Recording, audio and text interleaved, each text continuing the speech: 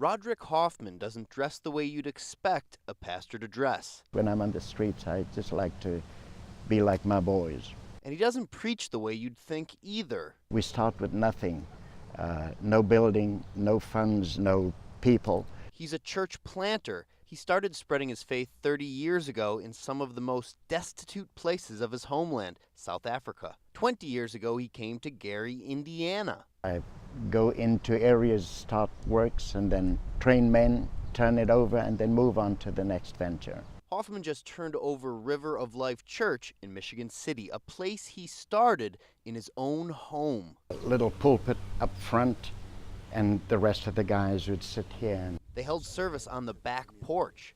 He's targeted some of the poorest, most crime-ridden areas of Indiana. The addicts, the drug addicts, the alcoholics. He works with Robert Algebers, who sold drugs in East Chicago and has been clean for a decade. I don't want to be around with the people I used to be around.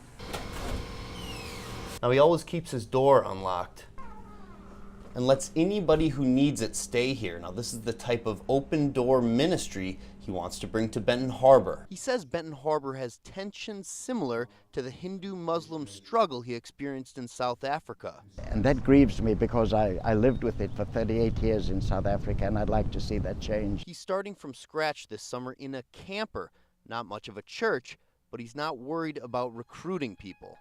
I guess when they experience acceptance, they come back for another South African cup of tea. He says it's not difficult to preach when you teach with love.